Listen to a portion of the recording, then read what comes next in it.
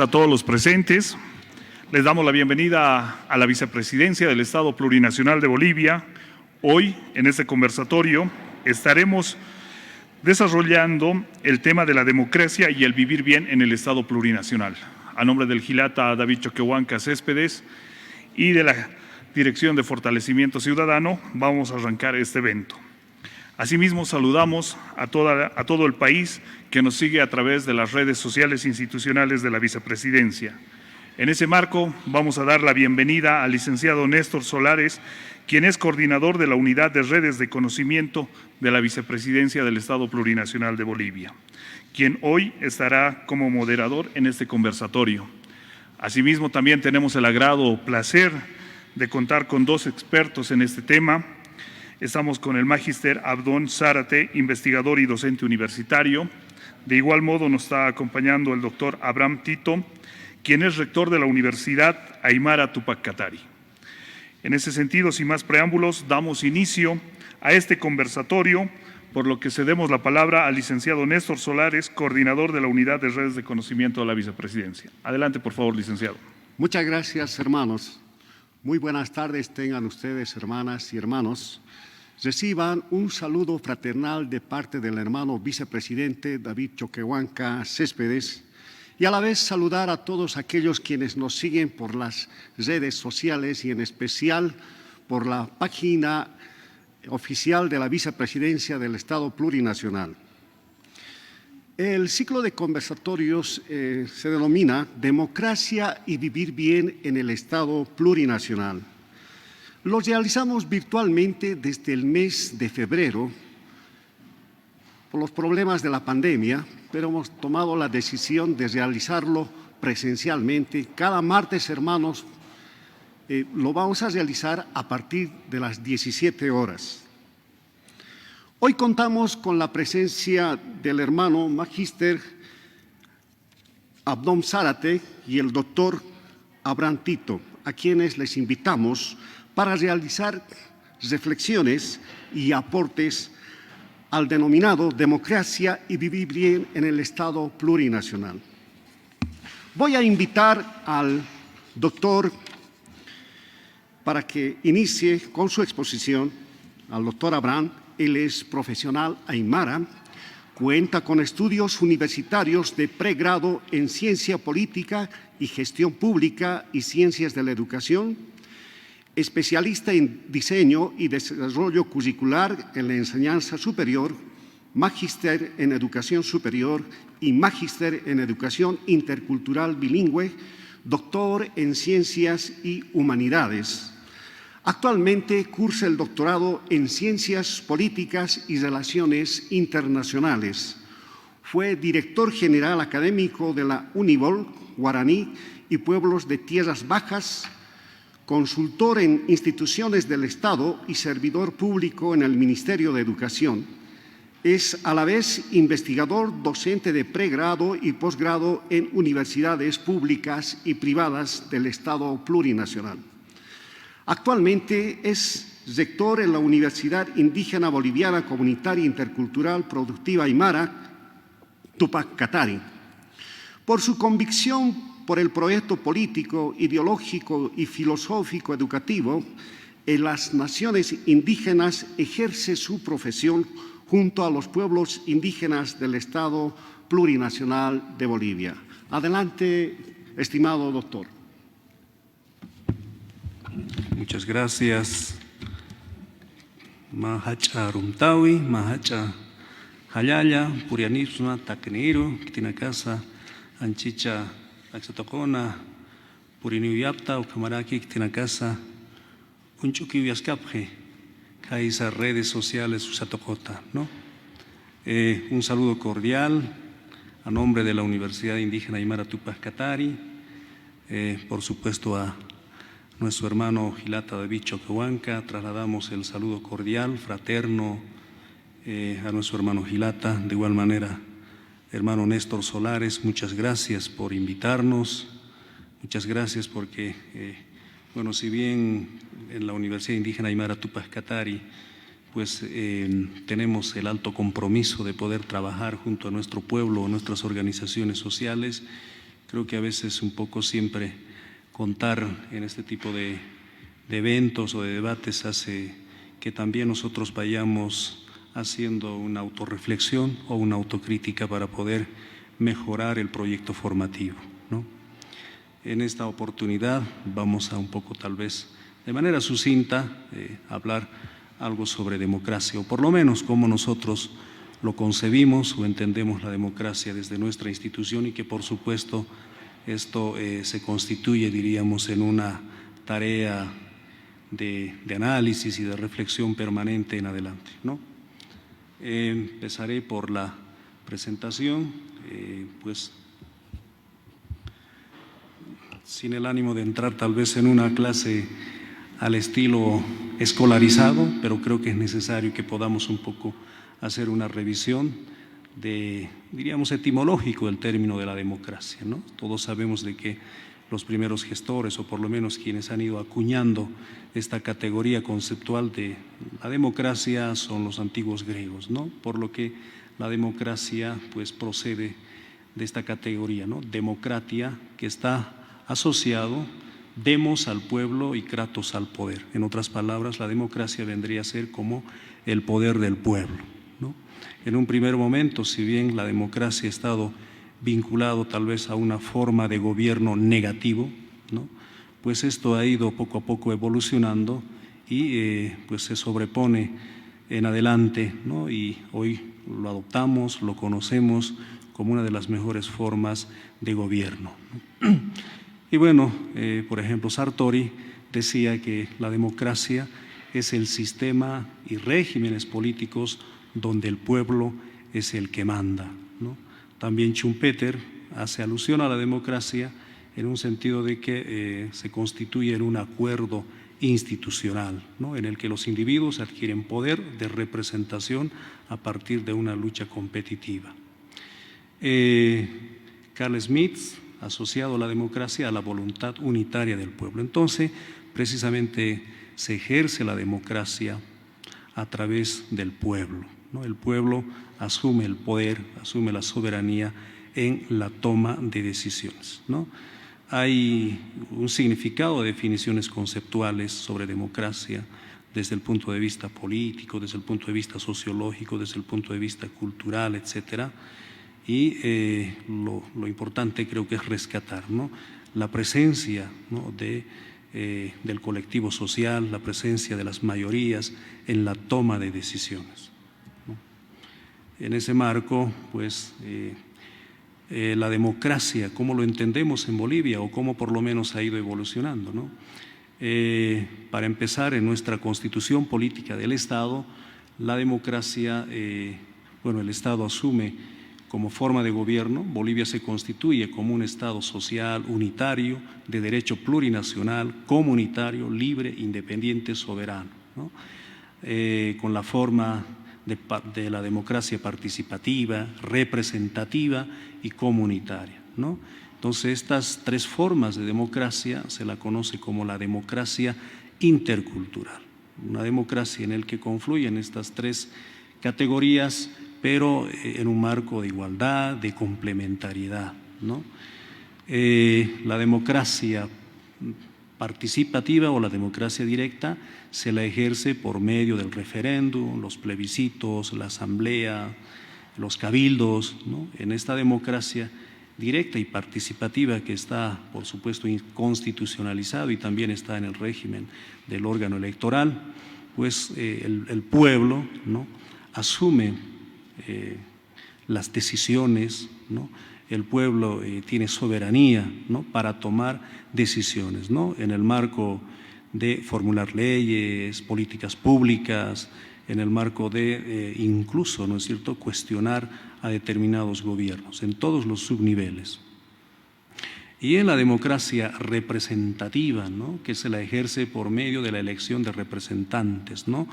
A los diputados, senadores, asambleístas, estos delegados que van a ser los portavoces de nuestros pueblos, ¿no? Y la democracia comunitaria, ¿no? Que se la ejerce por medio de la elección, la designación o nominación de autoridades o representantes. Sin embargo, esto en el marco de las normas, los usos, los procedimientos propios de nuestros pueblos indígenas, ¿no? Entonces, estas tres formas de democracia están presentes en nuestro país, se complementan horizontalmente, ¿no? Y obviamente en este marco las decisiones se siguen asumiendo desde el pueblo, ¿no?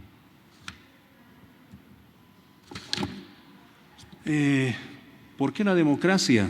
¿No? ¿Por qué será importante la democracia? ¿Cuál es el valor cualitativo de la democracia, ¿no? Frente a las otras formas de gobierno como la autocracia, la oligarquía, la dictadura y muchas otras formas de gobierno, ¿no? La democracia es importante porque, bueno, pues evita la tiranía, promueve la igualdad de condiciones en el ámbito político, promueve la búsqueda de la paz, la prosperidad, ¿no? La libertad general en todo sentido, la autodeterminación. Entonces, desde ese punto de vista, la democracia se constituye como una de las mejores formas de gobierno, ¿no?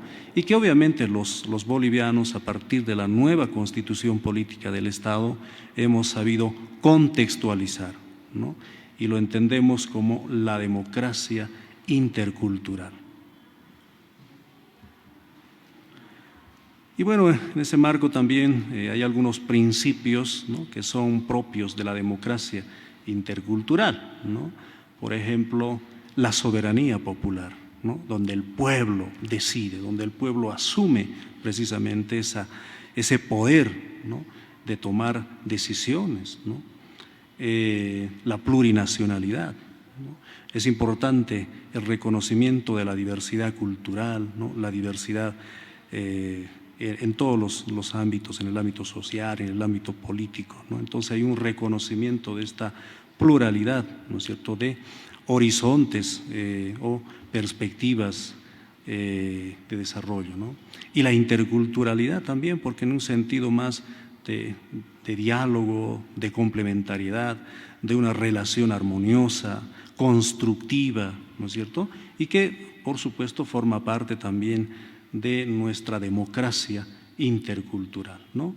El tema de la igualdad, la participación y control social, ¿no? Es importante que en Bolivia al menos entendamos, aunque está esto en la Constitución Política del Estado, de que todos somos iguales, todos tenemos las mismas condiciones, las mismas posibilidades de poder integrarnos, de poder construir al proyecto de desarrollo político y por supuesto en todos los niveles, en el ámbito económico, en el ámbito educativo, en el ámbito social. Entonces, desde ese punto de vista es uno de los principios fundamentales de nuestra democracia intercultural, ¿no?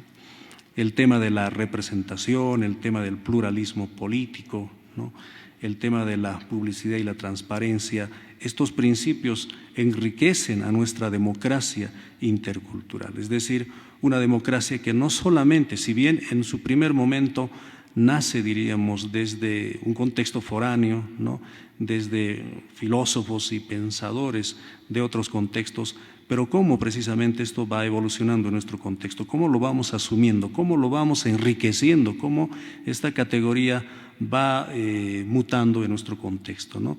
Pero sobre la base de nuestros, yo diría, de nuestros pueblos indígenas, de nuestra diversidad cultural, de nuestra diversidad lingüística, ¿no?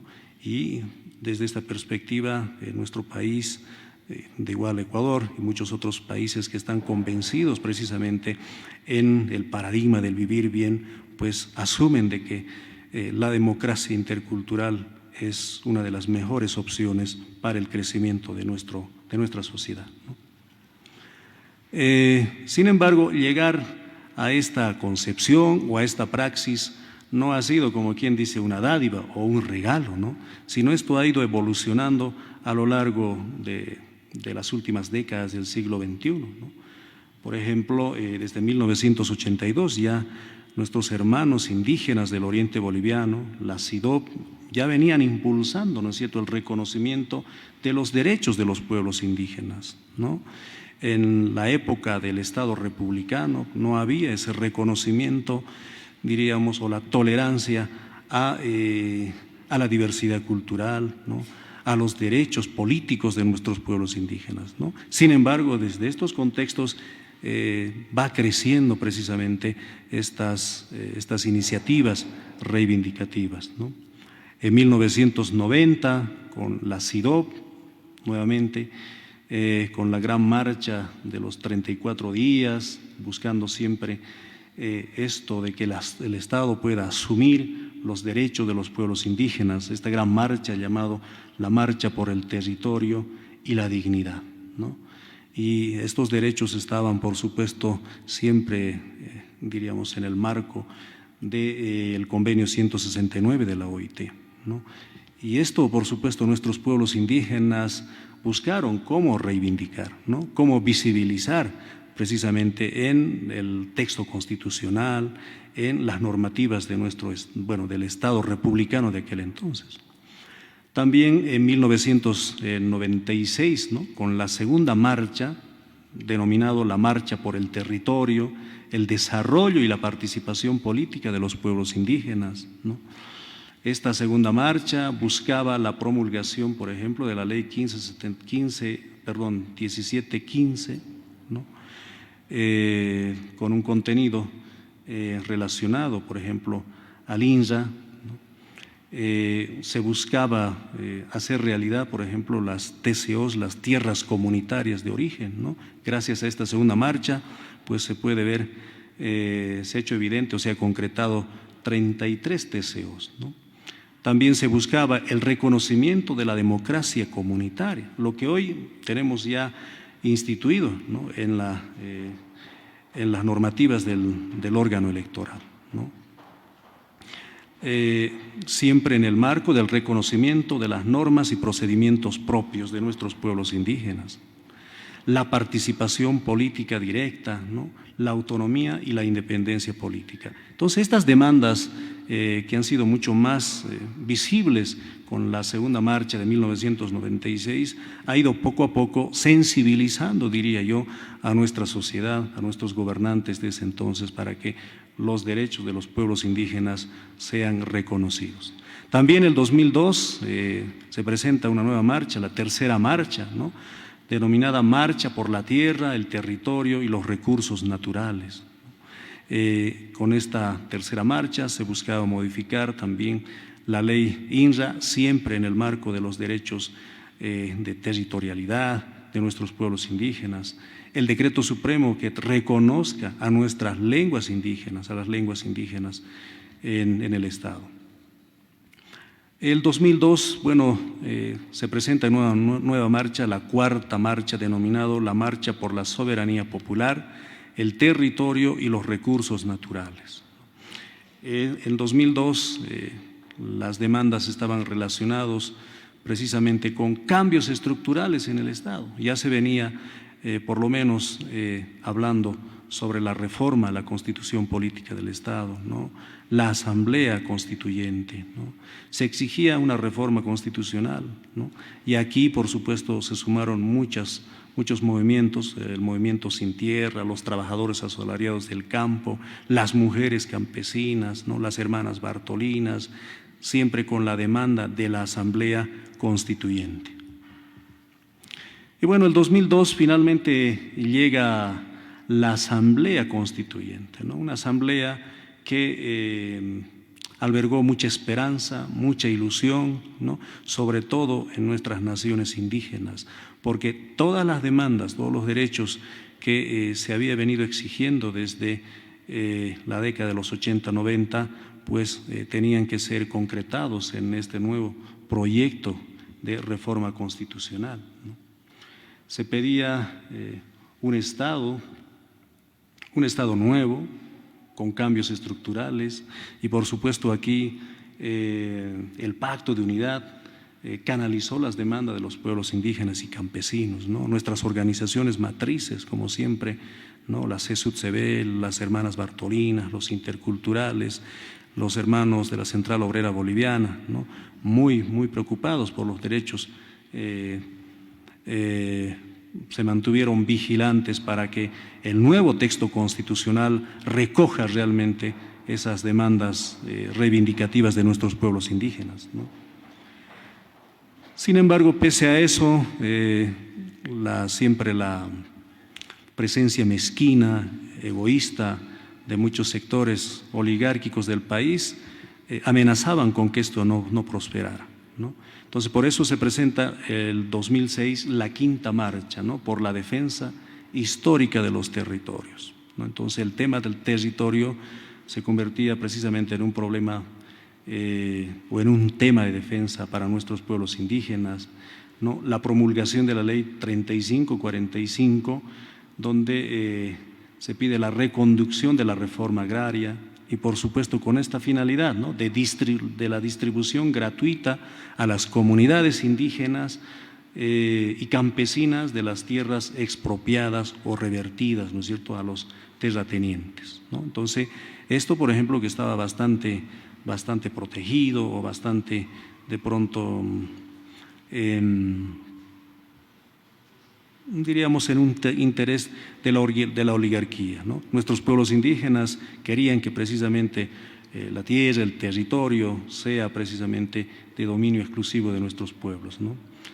El 2007 se da la sexta marcha por las autonomías indígenas, ¿no? Entonces, seguían nuestros pueblos insistiendo, perseverando en que los derechos reivindicativos en materia de autonomía, en materia de tierra y territorio, incluso en materia educativa, quede inscrito en la nueva Constitución Política del Estado, ¿no?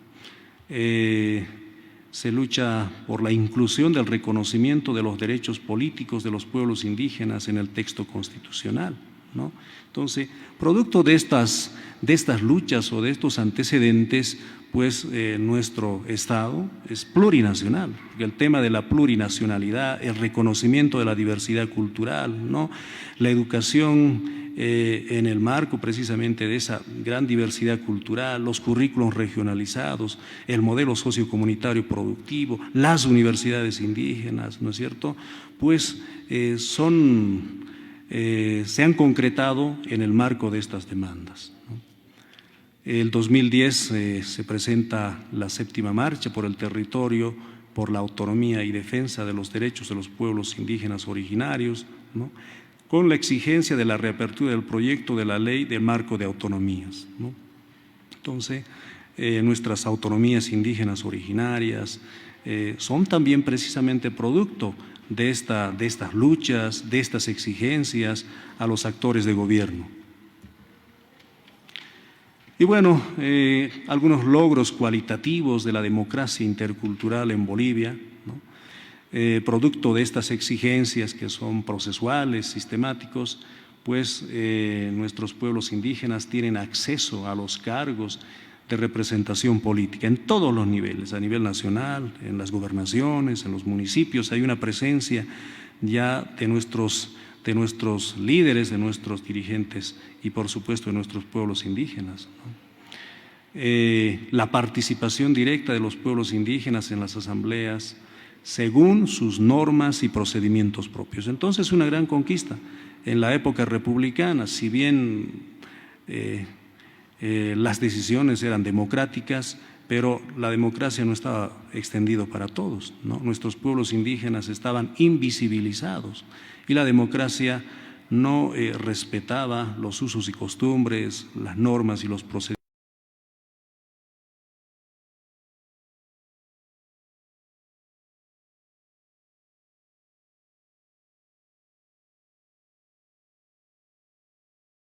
De las circunscripciones especiales, ¿no?, circunscripciones donde hay representación de nuestros pueblos indígenas, ¿no? Tenemos 7 representantes de los pueblos indígenas con capacidad, con poder de decisión, ¿no?, en temas de gestión, en temas de cambios normativos, etcétera, etcétera, ¿no?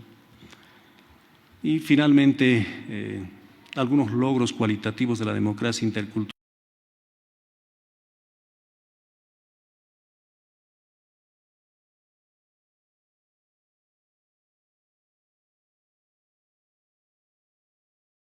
Tienen que estar ellos detrás de una sigla política, de un partido político, para poder estar presente en la Asamblea Legislativa, ¿no? Si no, lo pueden hacer con una representación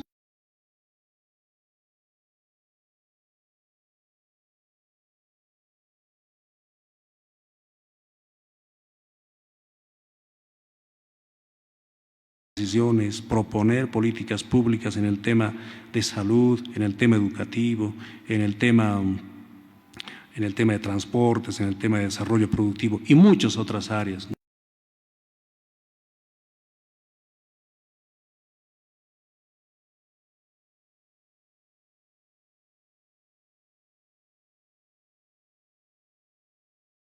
De que los grandes terratenientes, las oligarquías, que no hacen un uso adecuado, racional de nuestros recursos naturales, de nuestra madre tierra,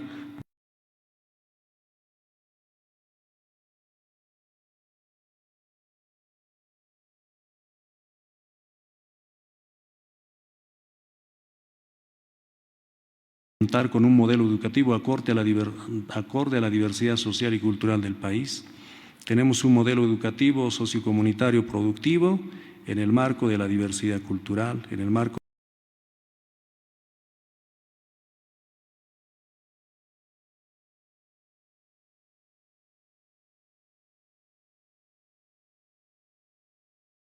desde la élite oligárquica se ve como un retroceso atrás, no. Sin embargo, esto enriquece a nuestra democracia intercultural porque también hay presencia, ¿no?, de la filosofía, de los conocimientos y de la tecnología ancestral en el currículum base del sistema educativo plurinacional. Entonces tenemos un modelo educativo que precisamente respeta la pluralidad de saberes y de conocimientos, ¿no?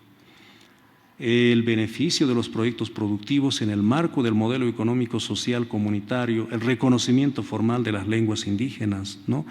Hoy podemos ver de que después de la nueva Constitución, pues muchos proyectos, ¿no?, que llegan vía organización, vía municipios, pueden ser financiados, pueden ser apoyados como parte de un proyecto de desarrollo, ¿no?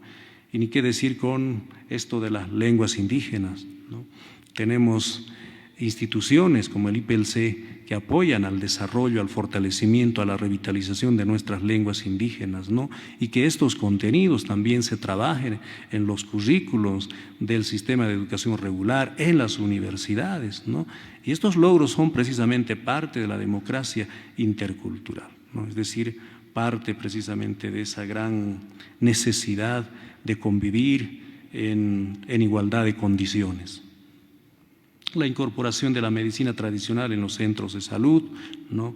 Hoy contamos con un viceministerio, con una dirección de medicina tradicional, lo que antes no era posible, ¿no? Entonces, gracias a la democracia también entra en escenario, entra como parte de una propuesta desde nuestras naciones indígenas. El establecer como política de Estado el cuidado y la protección de la madre tierra para vivir bien, ¿no? Antes la madre tierra era considerado como un objeto, ¿no?, como un recurso a ser explotado. Hoy, en cambio, la madre tierra es un sujeto que vive, ¿no?, en igualdad de condiciones, hay una relación horizontal con las personas, con nuestros pueblos indígenas, ¿no? Entonces hay toda una política de conservación, de protección, de convivencia con la madre tierra, ¿no? La erradicación de la extrema pobreza y el hambre en los sectores más vulnerables, ¿no? Promover la equidad de género y la autonomía de la mujer y la incorporación de una política de lucha contra el racismo y toda forma de discriminación, ¿no? Entonces estas conquistas han sido producto también de la implementación de un nuevo texto constitucional a partir del 2009, pero esto ha sido producto de distintas manifestaciones, distintas luchas, ¿no?, en todos los espacios, en los otros gobiernos que en algunos casos poco a poco empezaron a escuchar, pero se ha hecho mucho más evidente, mucho más tangible después del 2006, ¿no? Podemos ir enumerando muchos otros logros de la democracia intercultural, pero consideramos de que es una de las medidas asumidas con mucha esperanza, ¿no? Pero básicamente el fundamento político, el fundamento ideológico lo podemos ver desde nuestros pueblos indígenas, ¿no?, desde nuestras organizaciones sociales, ¿no? Si bien tenemos tres formas de democracia en Bolivia, creo que hay que seguir profundizando, ¿no?, la democracia comunitaria, ¿no? Todavía prevalece la democracia representativa, ¿no?, una democracia que emerge en otros contextos, que tiene obviamente ya su propia metodología, pero la democracia comunitaria, la democracia en el marco de nuestros saberes, de nuestros usos y costumbres, hay que seguir promoviéndola, ¿no?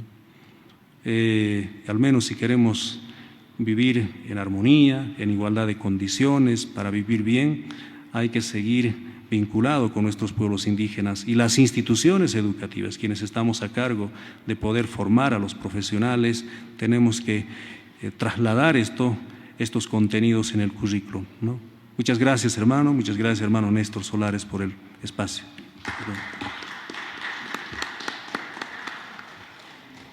Muchas gracias, doctor. Muchas gracias, doctor, por sus reflexiones y aportes en el conversatorio denominado Democracia y vivir bien en el Estado plurinacional.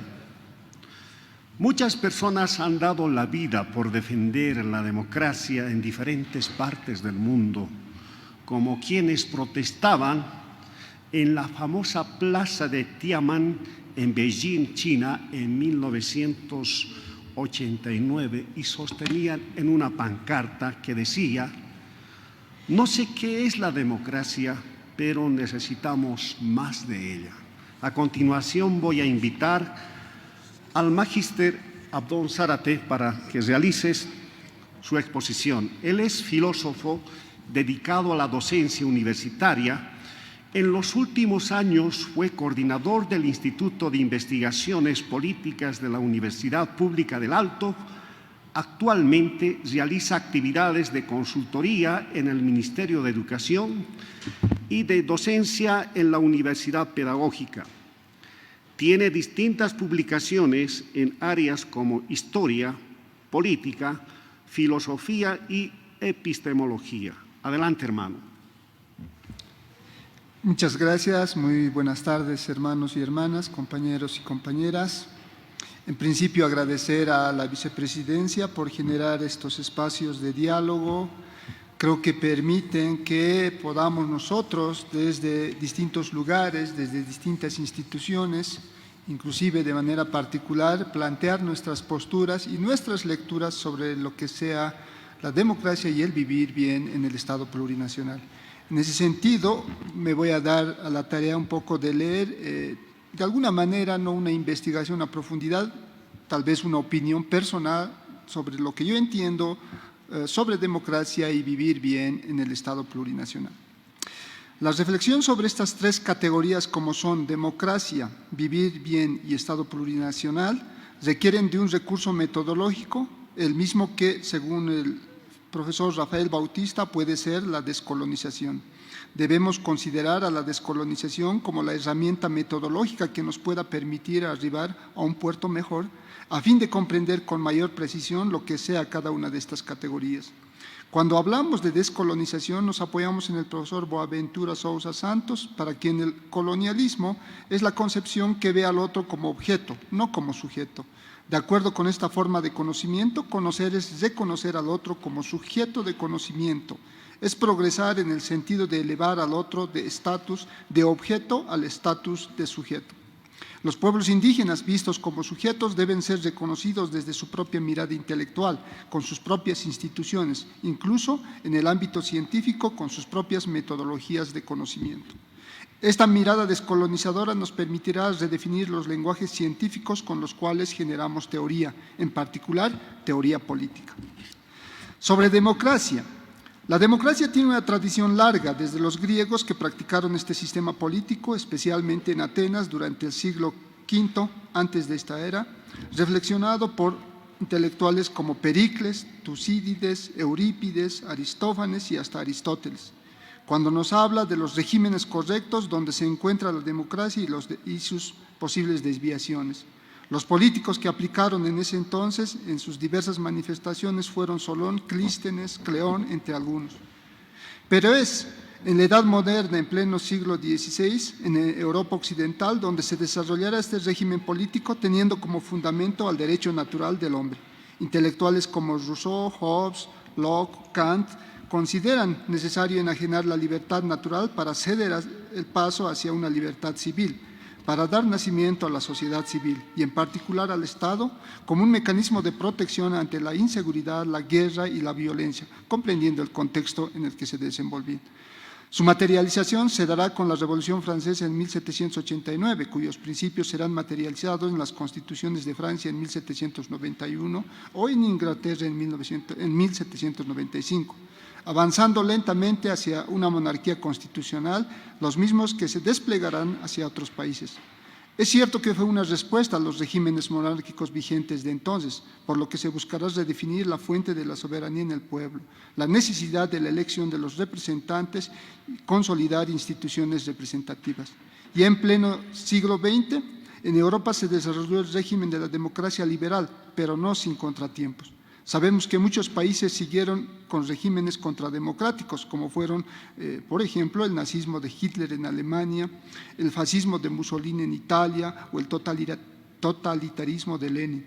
Las ideologías del Occidente, sean estas liberales o socialistas, han desembocado en regímenes autoritarios, los mismos que también han sido replicados en Latinoamérica. No nos olvidemos de los regímenes militares en esta misma época, siendo de conocimiento común el Plan Cóndor, por ejemplo, que sirvió para perseguir a líderes de izquierda, pero fundamentalmente para conculcar los derechos humanos de varias personas. En Bolivia, podríamos decir que la democracia no tuvo un desarrollo efectivo. Es así que, a pesar de ser influidos por los principios liberales, solamente constituimos modelos de Estado que no supusieron la inclusión de las mayorías. Esto es que el modelo de Estado republicano de 1825 supuso la aplicación de una democracia censitaria, donde la ciudadanía era limitada a aquellos que sabían leer y escribir y tenían algún empleo o industria, siendo claramente excluyente. Es sabido que muchas de las luchas por el poder eran realizadas por facciones políticas que solo buscaban implementar un liberalismo económico, puesto que muchos de los administradores del Estado en ese entonces eran empresarios o mineros. Recién en 1888 tendremos noticias de los primeros partidos políticos, por ejemplo, el conservador o el liberal. Las ideas de institucionalización y modernización que orientaron a los regímenes democráticos se caracterizaron por la exclusión real de los indígenas. Inclusive, el Estado nacionalista de 1952, si bien implementó el voto universal, este fue un formalismo porque en los hechos no elegían los votantes, sino quienes integraban el Parlamento. Los regímenes militares volvieron con el golpe de Estado del general René Barrientos en 1964, siendo posteriormente los regímenes militares más conocidos por nosotros, por ejemplo, los de García Meza y Hugo Banzer, este último que incluso llegó a la presidencia dentro del régimen democrático. La historia considera que la democracia tuvo cierta amplitud desde 1982, puesto que a pesar de consolidarse la democracia pactada en el que la clase política, diputados y senadores de partidos políticos decidían en la elección del presidente, lo anecdótico fue que un dictador logró la presidencia utilizando los mecanismos de la democracia representativa. Hugo Banzer formó su propio partido, el ADN, para que en 1997 lograra la presidencia por segunda vez, pero esta vez no con tanques y botas militares, sino con voto ciudadano. También se puede observar la baja legitimidad con que asumían la presidencia los partidos políticos, y es así que tenemos a Jaime Paz Zamora logrando la presidencia con un 21.83%, siendo el tercero en 1989. La democracia tendrá su ropaje autoritario con el gobierno de Gonzalo Sánchez de Lozada, en particular en 2003, donde a nombre de la defensa del Estado de Derecho se producirán varias muertes que van contra los principios democráticos. Este mismo fenómeno sucederá en el régimen de facto de Yanine Áñez en 2019, con las masacres de Sencata y Sacaba, por ejemplo. La descripción histórica es una lectura de la democracia política. Falta hacer una lectura de la democracia económica, democracia educativa, la democracia jurídica, la democracia hasta científica. Son los especialistas de estas áreas quienes nos pueden dar mayores luces sobre estos temas. Desde nuestra perspectiva, la democracia, pese a sus bondades, requiere de una resignificación contextual. Es así que los pueblos indígenas tienen una alternativa que consiste en darle un contenido mucho más participativo mediante la democracia comunitaria. La democracia comunitaria consiste en la práctica política de la institucionalidad indígena que se materializa en las formas de selección de delegados de la comunidad, el medio por el cual se realiza la designación de representantes y su relación con la comunidad. Las comunidades o ayllus practican sus propios mecanismos de selección de delegados que consisten en la deliberación colectiva para asignar el cargo mediante el cumplimiento del taqui y el muyu a las autoridades que asumen el cargo temporalmente. Los malcus o gilacatas son aquellos que han recorrido la institucionalidad indígena desde los cargos menores hasta los cargos intermedios para asumir el cargo superior, el mismo que se realiza de manera obligatoria. La designación de la autoridad se lo realiza no por voluntad propia del que asume el cargo, sino por voluntad de la comunidad. Es decir, que la comunidad deposita su soberanía en la autoridad de manera temporal y obligatoria.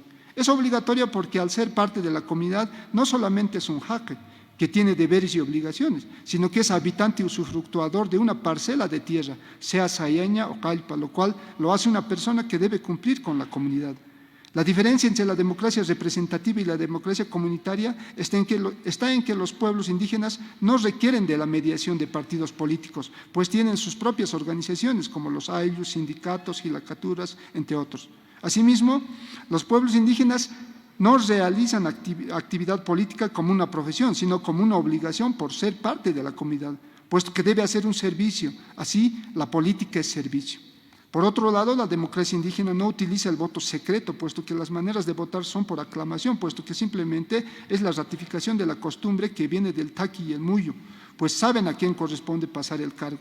Por otro lado, las autoridades indígenas son evaluados al culminar su cargo, quienes verán reflejados en los regalos que recibirán al culminar su gestión, que habitualmente es con una fiesta. Estos apuntes sobre la democracia con un enfoque descolonizador nos permiten plantear que es necesario redefinir estos conceptos desde una mirada de los pueblos indígenas. Sin embargo, a pesar de la constitucionalización de la democracia intercultural en el artículo 11 de la nueva Constitución Política del Estado, podemos ver prácticas que privilegian el modelo de democracia liberal, esto en la vida cotidiana. Por ejemplo, hoy leíamos en el periódico La Razón: una avalancha en la Tomás Frías deja 4 fallecidos, como una descripción de lo que sucediera ayer, además de 70 heridos. Sucedió a raíz de la convocatoria a una asamblea general a fin de elegir una nueva FUL. Este hecho manifiesta una lucha por el poder, quienes utilizando gases lacrimógenos buscan hacer conocer su postura política afectando los derechos de las demás personas. Es importante reflexionar sobre la práctica cotidiana de esta forma de democracia que se encuentra vigente en las distintas instituciones. La pregunta que debemos hacernos es que si desde el Estado es ¿cómo hacemos para que la democracia sea una forma de vida que logre un beneficio para toda la sociedad? Incluso aquí es importante saber que no decimos de la mayoría, sino de toda la sociedad, donde las minorías también tengan la posibilidad de incidir en la toma de decisiones. En los pueblos indígenas, sus instituciones permiten que mediante la democracia comunitaria todos estén obligados a participar del gobierno local, de manera que no haya una lucha por el poder, generando mayorías o minorías. Es más, muchas autoridades asumen con preocupación su cargo porque no saben si van a poder lograr cumplir las expectativas de la comunidad. Sobre el vivir bien. El vivir bien es el fundamento filosófico de la práctica política indígena que ha logrado ser constitucionalizado en el artículo 8 de la Constitución Política, junto a otros principios indígenas. Se los reúne conjuntamente a principios liberales como la libertad, igualdad, dignidad, entre otros. El vivir bien debe ser rastreado históricamente en las prácticas de los pueblos indígenas, a fin de darle contenido material a este principio filosófico. Buscando el significado de suma camaña, el diccionario de Ludovico Bertiono, que es, digamos, el más antiguo, nos dice que en aymara suma quiere decir cosa o persona hermosa, o sumaña, que es otra palabra, quiere decir ganar honra con hacer algo muy bien hecho, más de lo que podía esperarse. Mientras que por su lado, camaña quiere decir morar por poco tiempo o descansar el camino, o camasiña, que quiere decir vivir con alguno. De ahí que se pueda deducir qué significa vivir bien. Ciertamente se puede realizar algunas observaciones. Para esto será importante el rastreo histórico de estas categorías indígenas. Sin embargo, las fuentes para la historia indígena no son muchas. De las pocas que tenemos, varias están plagadas de tergiversaciones. Es el caso de los documentos coloniales, en particular de los cronistas. Es sabido que estos documentos estaban orientados a lograr la extirpación de idolatrías, lo que suponía la imposición de una cultura occidental sobre la indígena, buscando la desaparición de las prácticas e instituciones indígenas. Por ejemplo, en el interesante documento para una posible estudio, para una posible o análisis de la filosofía política indígena titulado Nueva Crónica y Buen Gobierno de Guamán Poma de Ayala de 1615, en la presentación se nos dice: la dicha crónica es muy útil y provechosa y es buena para enmienda de vida para los cristianos e infieles y para confesarse los dichos indios y enmienda de sus vidas y erronía e idolatría, y para saber confesarlos a los dichos indios, etcétera, etcétera. Es decir, este texto muestra claramente cómo es que, digamos, estos documentos que muchas veces los historiadores utilizamos o utilizan, también tienen una visión colonial, ¿no? El presente escrito es un documento que buscaba la legitimación de la invasión por parte de Francisco Pizarro en 1532 contra el pueblo del Inca Atahualpa. Es más, el presente documento describe la realidad indígena con categorías propias de Europa medieval, de tal manera que considera que los incas eran reyes, que el Tahuantinsuyo era un imperio, que los orejones eran grupos de militares preocupados por realizar guerras contra otros pueblos indígenas. Es importante la descolonización epistemológica para no caer en esta tergiversación histórica, y eso supone volver a releer estos textos desde una mirada propia. Esto es, que los propios indígenas interpreten estos documentos teniendo como referencia su propia cosmovisión. Aquí, por ejemplo, juega un papel importante la lengua, porque muchos de los términos están escritos en quechua, puquina o aymara. Sin embargo, de eso, entre líneas se pueden encontrar prácticas institucionalizadas indígenas. Es así que, por ejemplo, en el mismo documento leemos la descripción de lo que sucedía en este mes de mayo entre los incas. Leamos el ejemplo. Mayo, dice, Aymoray Quilla, cito: en este mes ofrecían otros ganados pintados de todos los colores. En esto de Aymoray hay otras fiestas chicas, dicen que hallando una mazorca que nacen dos juntas o papas y se recogen la comida y lo llevan al depósito para guardarse en las cuyunas, chahuais, pirua, que son barriles, hace mucha fiesta, dice. En este mes de abundancia de comida, se hinchen todos los depósitos y las casas de los pobres y se visita los yuyos que han secado y lo que han trabajado para guardar, para que haya que comer todo el año. Para que no haya hambre en los pobres en todo el reino, tienen esta cuenta en este mes de mayo Aymoray Quilla. Estos son algunas pinceladas de forma de vida de los pueblos indígenas que pueden servir para darle contenido a las categorías como el Sumac Causay, Sumac Camaña o Ñandereco, para los cuales requerimos reconstruir nuestra historia a fin de llenar de contenido estas categorías filosóficas. Es cierto que en la actualidad la institucionalidad indígena tiene aplicación cotidiana en las comunidades, los ayllus y las tentas, pero falta saber si son replicables en las ciudades y fundamentalmente falta saber si pueden convivir con las formas liberales. El Occidente tiene miles de años construyendo categorías que fácilmente pueden ser reproducidos. Es así que sus filósofos le han dado contenido a categorías como democracia, libertad, igualdad, soberanía, nación, etc. Requerimos de la generación de ciencia considerando los conocimientos de los pueblos indígenas. Esta tarea de búsqueda de contenido de estas categorías de los pueblos indígenas es para construir marcos teóricos de nuevos modelos de sociedad que se está planeando o planteando. El vivir bien, y esto es un interrogante, el vivir bien, si bien funciona en algunas comunidades indígenas, ¿será practicable en las instituciones del Estado, en las universidades, en los municipios? Por ejemplo, hoy en el medio de comunicación Radio Fides se leía el siguiente titular: ex campeón boliviano de boxeo sale a la plaza de Montero en búsqueda de solidaridad, refiriéndose al señor Melanio Vaca, de 73 años, dedicado a lustracalzados, un digno trabajo, por cierto, quien en su juventud fuera un gran boxeador apodado el Zurdo de Oro. ¿Acaso no sería correcto que el señor tenga una renta digna por el aporte realizado con su actividad a la sociedad boliviana? El vivir bien aplicado a la salud, a la educación, al trabajo, al comercio, etcétera, ¿será aplicable esto? Un ejemplo positivo es el sistema de salud universal que beneficia a la población boliviana, que seguramente también tiene aspectos que ajustar. Pero debemos preguntarnos si esta filosofía del vivir bien puede ser desplegado en todas las prácticas de la vida cotidiana, por ejemplo, en la familia. Son temas de discusión. Sobre el Estado plurinacional. El Estado como forma de organización colectiva tiene en el Estado plurinacional una nueva manera de construir institucionalidad. Este modelo de Estado aglutina a dos matrices civilizatorias, como diría el sociólogo Simón Yampara. Por un lado está la cultura occidental, que tiene su propia historia que viene con la colonización. Por otro lado está aquella historia indígena invisibilizada, pero que puede servir para construir nuevas instituciones que logren el vivir bien.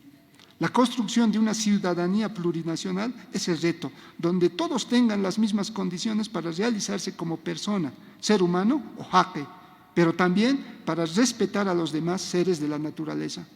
Parece un discurso el pedido de respeto a la naturaleza por parte de los pueblos indígenas, por ejemplo, con la marcha del Tipnis en el 2011, donde rechazan la construcción de una carretera que afecta al ecosistema natural. El hecho fue contra inclusive el hecho o la marcha fue contra un presidente también indígena como era Evo Morales. Eso nos dice que debemos comprender las distintas concepciones que se tienen sobre la realidad y la vida. Los indígenas viven con la naturaleza porque gracias a ella tienen hogar, alimentación, conocimientos, tecnología. Es necesario comprender que tenemos distintas miradas sobre la realidad y que deben ser respetadas. Para finalizar, un dato importante: el modelo de Estado plurinacional tiene posibilidades de despliegue universal siempre que seamos conscientes que nos desenvolvemos en un mundo que ha construido una historia de la humanidad con sus avances científicos, sociales y políticos, pero que también existen comunidades indígenas en todas partes del mundo. Por ejemplo, las tribus Cherokee en Estados Unidos, los okinawenses de Japón, los zapatistas de México, etcétera, etcétera, cuyos colectivos también buscan ser reconocidos en sus constituciones.